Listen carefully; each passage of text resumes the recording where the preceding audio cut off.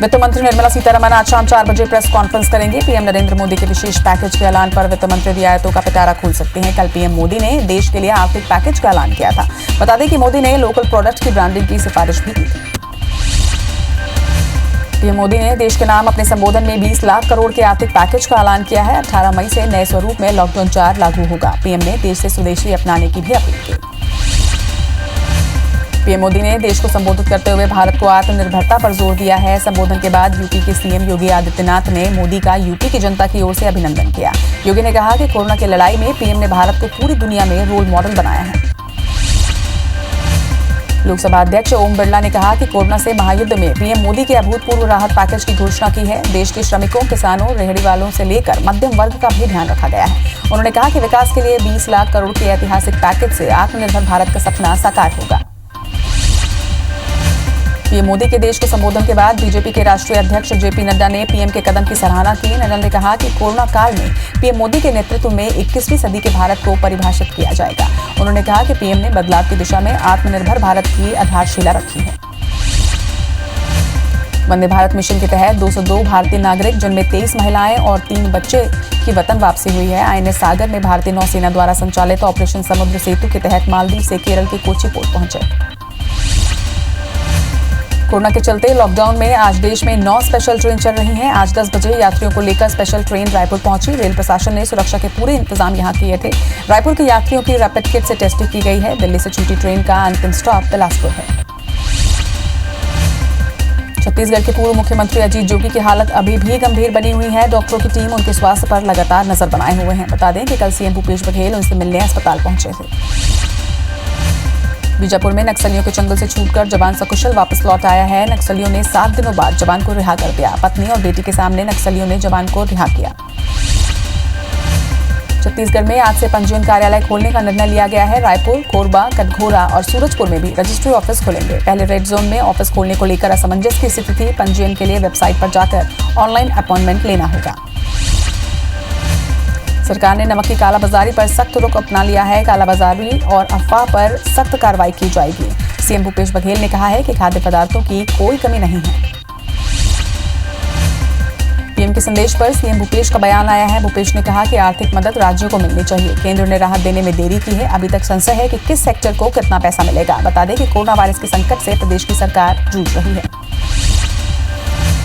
छत्तीसगढ़ में भूपेश कैबिनेट की आज अहम बैठक होनी है। किसानों को धान एमएसपी की अंतरराशि के लिए राजीव गांधी न्याय योजना को हरी झंडी मिल सकती है। इसके अलावा अहम मुद्दों पर भी चर्चा होगी। मध्य प्रदेश में आज क्राइसिस मैनेजमेंट की बैठक शुरू हो गई है। मीटिंग के बाद जिलों के कलेक्टर रिपोर्ट सौंपेंगे। आपदा प्रबंधन के मुख्य बिंदु के साथ केंद्र सरकार को भेजी जाएगी पूरी जानकारी। राज्य सरकार ने जिले के मंत्री और प्रमुख सचिव को जिम्मेदारी दी है।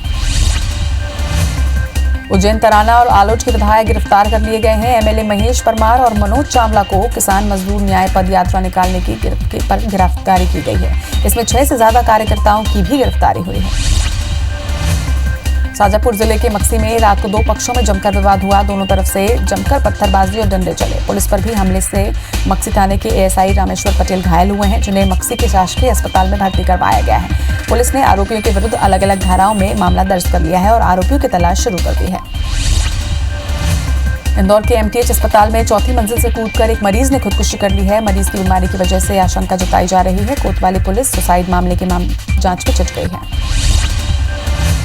बालाघाट सीमा पर रजी गांव में प्रवासी मजदूरों की घर वापसी की एक मार्मिक तस्वीर सामने आई है, जहां एक मजबूर पिता हाथ से बनी गाड़ी में 800 किलोमीटर का सफर तय कर अपनी गर्भवती पत्नी और 2 साल की बेटी को लेकर आया। हैदराबाद से गाड़ी को रस्सी से खींचता हुआ मजदूर घर पहुंचा है। पुलिस वालों ने बालाघाट से आगे मजदूर के घर जाने का इंतजाम किया। इंदौर बाईपास पर भावुक लम्हा राहगीरों ने अपने मोबाइल में कैद किया, जहां बैलगाड़ी के एक बैल ने रास्ते में जब दम तोड़ दिया तो परिवार के एक सदस्य ने दूसरे बैल के साथ बैलगाड़ी खींची। परिवार बैलगाड़ी से महाराष्ट्र से राजस्थान जाने के लिए निकला था, लेकिन रास्ते में एक बैल ने दम तोड़ दिया। फिर बारी बारी से परिवार के सदस्य बैलगाड़ी खींचते रहे। देश भर में कोरोना की वजह से लॉकडाउन लागू है। देश में आमों के लिए प्रसिद्ध मलिहाबाद में आम की फसल तैयार है, परंतु लॉकडाउन में मजदूरों की कमी से व्यापक ठंडा पड़ा हुआ है। बता दें, यहाँ के आमों की देश विदेश में भी डिमांड है। आम बगीचों के मालिक आम के उठाव न होने से व्यापार में नुकसान झेलने को मजबूर हैं। दुनिया भर में 43,37,000 से ज्यादा कोरोना के मामले अब तक सामने आ चुके हैं। वहीं अब तक 15,96,000 से ज्यादा लोगों ने कोरोना से जंग भी जीती है। कुल मौत का आंकड़ा 2,92,000 के पार जा पहुंचा है। दुनिया भर में कोरोना के प्रकोप से अब तक 2,92,000 से ज्यादा लोगों की मौत हो चुकी है। आपको बता दें कि कोरोना से अब तक अमेरिका में 83,377 से ज्यादा, स्पेन में 26,920 से ज्यादा और इटली में 30,000 से ज्यादा लोगों की मौत हो चुकी है। दुनिया भर में कोरोना का एपिसेंटर अमेरिका बना हुआ है। अमेरिका में अब तक 14 लाख से ज्यादा लोग संक्रमित हो चुके हैं। वहीं 81,377 लोगों की अब तक मौत भी हो चुकी है। अच्छी खबर यह है कि यहाँ 2,95,000 से ज्यादा मरीज ठीक भी हुए हैं। देश भर में कोरोना के 74,292 मामले पहुंच चुके हैं। वहीं देश में अब तक 24,453 से ज्यादा मरीज पूरी तरीके से ठीक भी हुए हैं। देश भर में कोरोना से 2,415 से ज्यादा लोगों की मौत हो चुकी है। एक्टिव मरीजों का आंकड़ा 47,000 के पार पहुंच चुका है।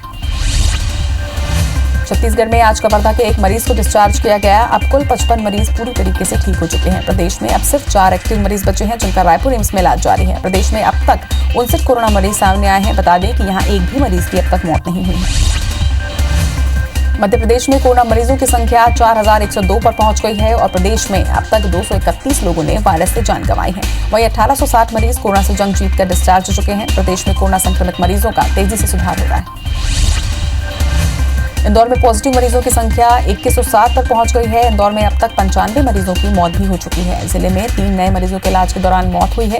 एमजे मेडिकल कॉलेज ने हेल्थ बुलेटिन जारी किया है। मध्य प्रदेश की राजधानी भोपाल में 864 कोरोना पॉजिटिव मरीज मिले हैं। 535 मरीज पूरी तरीके से ठीक होकर अपने घर पहुंचे हैं। भोपाल में 34 मरीजों की अब तक मौत हो चुकी है।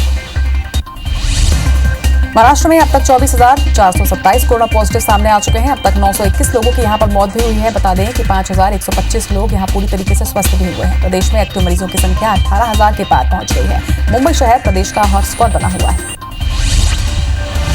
मुंबई में अब तक कोरोना के 14,947 मामले सामने आए हैं। अब तक 556 लोगों की यहां पर मौत हो चुकी है। 2,513 मरीज पूरी तरीके से ठीक होकर घर भी पहुंचे हैं। मुंबई में 426 नए मरीज सामने आए हैं। दूसरे नंबर पर पुणे में 2,937 मरीज हैं। बात दिल्ली की। दिल्ली में अब तक 7,639 कोरोना पॉजिटिव सामने आए हैं। प्रदेश में अब तक 86 लोगों की मौत हो चुकी है। बता दें कि 2,512 लोग पूरी तरीके से स्वस्थ हुए हैं। दिल्ली में एक्टिव मरीजों का आंकड़ा 5,000 के पार है। राजस्थान में कोरोना पॉजिटिव की संख्या 4,126 पर पहुंच गई है। प्रदेश में अब तक 117 लोगों की मौत हो चुकी है। इसके साथ ही 2,524 कोरोना को हराकर घर भी पहुंचे हैं। प्रदेश में एक्टिव मरीजों की संख्या 1,555 है। गुजरात में एक दिन में 1,026 कोरोना मरीजों का इजाफा हुआ है। अब तक 8,904 कोरोना पॉजिटिव यहां सामने आए हैं। प्रदेश में अब तक 537 लोगों की मौत भी हो चुकी है, लेकिन 3,246 कोरोना को हराकर घर भी पहुंचे हैं। गुजरात के अहमदाबाद में लगातार आंकड़ा बढ़ता जा रहा है। अब यह आंकड़ा बढ़कर 6,353 तक पहुंच गया है। शहर में अब तक 421 लोगों की कोरोना के संक्रमण से मौत भी हो चुकी है। 1,874 मरीज स्वस्थ भी हुए हैं। अहमदाबाद में 267 नए मरीज सामने आए हैं। जांजगीर चांपा के हसौद थाने के आरक्षक नरेश बंजारे के साथ 3 और लोगों ने मिसाल पेश की है। एक महिला के गुमे कीमती बैग को आरक्षक ने पहचान करके उन्हें वापस लौटा दिया है। बैग में 2 लाख के जेवर और मोबाइल थे। महिला ने भी पुलिस आरक्षकों की प्रशंसा की है। इसके साथ ही डीजीपी डीएम अवस्थी ने तारीफ के साथ टीआई देवेश राठौर आरक्षक नरेश बंजारे को फोन कर उत्साह बढ़ाया। दुर्ग शहर के कुछ वार्डों में अलग से सूखा राशन बांटने का विरोध बीजेपी के नेताओं ने किया है। विरोध के चलते सहायता ट्रस्ट संस्था को सील कर दिया गया है। निगम आयुक्त ने इस मामले में पल्ला झाड़ लिया है। पूरा खर्च संस्था खुद कर रही थी। बता दें कि जब भाजपा नेता विरोध करने गोंडवाना भवन पहुंचे, नेता प्रतिपक्ष ने कहा कि पूरा काम किसी नेता के इशारे पर हुआ है। मध्य प्रदेश व्यापम घोटाले में 28 आरोपियों को जमानत मिल गई है। सभी पुलिस आरक्षक भर्ती परीक्षा 2013 के घोटाले के मामले में आरोपी हैं। ये सभी आरोपी 6 महीने से जेल में बंद थे। 31 आरोपियों ने जमानत के लिए कोर्ट में आवेदन दिया था। मध्य प्रदेश के पूर्व सीएम कमलनाथ और सांसद नकुलनाथ ने दीनदयाल अंत्योदय रसोई योजना के लिए 2 लाख रुपए का चेक दिया है। बता दें कि दीनदयाल अंत्योदय रसोई योजना के तहत गरीब वर्ग के लोगों को नगर निगम द्वारा भोजन की व्यवस्था कराई जाती है। जिला कांग्रेस कमेटी के अध्यक्ष ने नगर निगम कार्यालय पहुंचकर चेक नगर निगम आयुक्त को सौंपा। जबलपुर के मंझौली थाने में एक किसान और व्यापारी पर धोखाधड़ी का मामला दर्ज किया गया है। आरोप है कि किसान ने व्यापारी के साथ मिलकर फर्जी तरीके से खेत दिखाते हुए गेहूं की तौलाई साइलो बैग खरीदी केंद्र में करवाई है। मामले की जानकारी के बाद तहसीलदार ने किसान और व्यापारी के खिलाफ धोखाधड़ी का मामला दर्ज करवाया है। ग्वालियर में दो पक्षों के मामूली विवाद के बाद मारपीट और फायरिंग की गई है, जहां मौजूद लोगों ने पूरी घटना को मोबाइल में कैद कर लिया, जिस पर 10 से 12 बदमाश वीडियो में फायरिंग करते भी नजर आए। वहीं वीडियो के आधार पर पुलिस अभी हमलावरों को गिरफ्तार कर रही है। नरसिंहपुर के बराज गांव में मजदूरों से भरी बस टायर फटने के बाद दुर्घटनाग्रस्त हो गई है। बस में 44 मजदूर सवार थे जो बुरहानपुर से सीधी जा रहे थे। घटना की सूचना के बाद मौके पर पहुंची प्रशासन की टीम ने मजदूरों को बस से बाहर निकाला। घायल 18 मजदूरों को इलाज के लिए जिला अस्पताल भेजा गया है। वहीं 4 मजदूरों की हालत गंभीर बताई जा रही है। राजकोट से श्रमिक एक्सप्रेस के जरिए 1200 मजदूर आज शाम सतना पहुंचे हैं। मजदूरों के साथ उनका पूरा परिवार सतना पहुंचा है। मजदूरों के प्लेटफॉर्म पर स्क्रीनिंग की गई, जिसके बाद उन्हें भोजन कराया गया और फिर बसों से उनको उनके घरों के लिए रवाना किया गया है। कठिन ड्यूटी कर रहे पुलिसकर्मियों का हौसला बढ़ाने के लिए इंदौर आईजी ने गीत हम गाएंगे कोरोना को हराएंगे कार्यक्रम का शुभारंभ किया। कार्यक्रम के तहत पुलिस एक साथ 2 मिनट रेडियो मैसेज के द्वारा जुड़कर अपनी सकारात्मक कविता, गाने आदि को साझा करेंगे।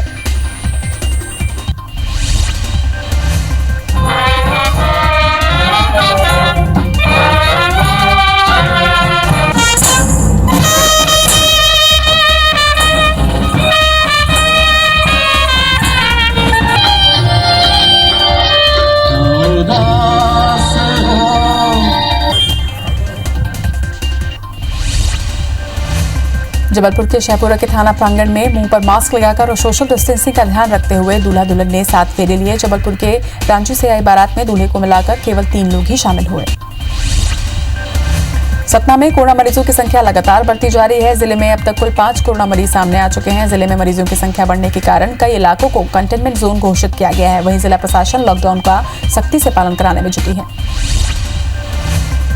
खंडवा जिले में कोरोना पॉजिटिव मरीजों की संख्या बढ़ती जा रही है। 20 नए कोरोना संक्रमित मरीजों के मिलने के बाद जिले में संक्रमितों की संख्या 79 पर पहुंच गई है। वहीं जिले में कोरोना संक्रमित मरीजों की मौत का आंकड़ा भी 8 पर पहुंच गया है। हैदराबाद से श्रमिक स्पेशल ट्रेन रायपुर पहुंची। रायपुर रेलवे स्टेशन पर 50 मजदूरों को उतारा गया। इस दौरान स्टेशन पर कलेक्टर और एसपी मौजूद रहे। वहीं सभी मजदूरों को जांच के बाद क्वारंटाइन सेंटर भेजा जाएगा। छत्तीसगढ़ के मजदूरों की घर वापसी लगातार जारी है। इस बीच मजदूरों को लेकर हैदराबाद से श्रमिक स्पेशल ट्रेन दुर्ग पहुंची। ट्रेन में मजदूरों के साथ छात्र भी लौटे। सभी की स्क्रीनिंग करने के बाद उन्हें रवाना कर दिया गया है। डूंगरगढ़ नगर पालिका परिषद में लाखों के राजस्व की गड़बड़ी का मामला सामने आया है। बताया जा रहा है कि ऑफिस खर्च के नाम पर जमकर बंदरबाट की गई है। ऑनलाइन एंट्री के नाम पर लाखों के अवैध भुगतान करने की जानकारी के बाद सीएमओ ने कार्रवाई के लिए उच्च अधिकारियों को पत्र लिखकर जानकारी भेजी है। धमतरी नगर निगम में क्लोरीन टैबलेट को लेकर सामने आई गड़बड़ी के बाद प्रशासन ने बड़ी कार्रवाई की है। प्रशासन ने टैबलेट की सप्लाई करने वाली फर्म गोविंद मेडिकल एजेंसी को ब्लैकलिस्ट कर दिया है। फर्म के खिलाफ एफआईआर भी दर्ज करने के आदेश जारी किए गए हैं। वहीं संबंधित अधिकारियों को भी नोटिस जारी किया गया है। बिलासपुर में सरकार की नीतियों के खिलाफ धरने पर बैठे पूर्व मंत्री अमर अग्रवाल के घर के बाहर लगे टेंट को पुलिस ने निकलवा दिया है। बता दें कि बीजेपी के सभी नेता राज्य सरकार की नीतियों के खिलाफ अपने घरों के बाहर धरने पर बैठे थे। पुलिस के मुताबिक जिले में धारा 144 लागू होने की वजह से धरना प्रदर्शन की अनुमति नहीं है। कबीरधाम जिले के पंडरिया जनपद सदस्यों ने जनपद सीईओ के खिलाफ मोर्चा खोल दिया है। सदस्यों ने सीईओ पर कई मामले में अनियमितता का आरोप लगाते हुए हटाने की मांग की है। जनपद सदस्यों ने कलेक्टर से सीईओ को 7 दिनों में हटाने की मांग रखी है। वहीं सदस्यों ने सीईओ को नहीं हटाने पर कलेक्टर को सामूहिक इस्तीफा देने की भी चेतावनी दी है। रायपुर के पूरा तालाब की सफाई का निरीक्षण करने प्रदेश के मुख्य सचिव आरपी मंडल पहुंचे। उनके साथ रायपुर कलेक्टर, निगम आयुक्त और महापौर भी शामिल थे। पूरा तालाब की सफाई को लेकर मुख्य सचिव ने कहा कि बरसात से पहले गाद निकालने का काम पूरा हो जाएगा और तालाब के सौंदर्यीकरण और शुद्धिकरण पर फोकस किया जाएगा। रायपुर में मजदूरों के स्वास्थ्य से खिलवाड़ किया जा रहा है। जांच के नाम पर जो कैंप लगाए गए हैं वहां ना तो जरूरत के अनुसार दवाइयां मुहैया कराई गई हैं और ना ही डॉक्टरों की ड्यूटी लगाई गई है। सारी व्यवस्था पैरामेडिकल स्टाफ के भरोसे छोड़ दी गई है। डॉक्टरों के अभाव में मजदूरों को जांच के लिए लंबी लाइन लगानी पड़ रही है। छत्तीसगढ़ में इन दिनों तेज गर्मी पड़ रही है, तो वहीं आने वाले 24 घंटे में प्रदेश में ठंडक का अनुमान लगाया जा रहा है। मौसम विभाग के अनुसार आने वाले 24 घंटे में प्रदेश में बेमौसम बारिश हो सकती है। बंगाल की खाड़ी से बहुत ज्यादा नमी आने की वजह से कुछ स्थानों में गरज चमक के साथ छींटे भी पड़ सकते हैं।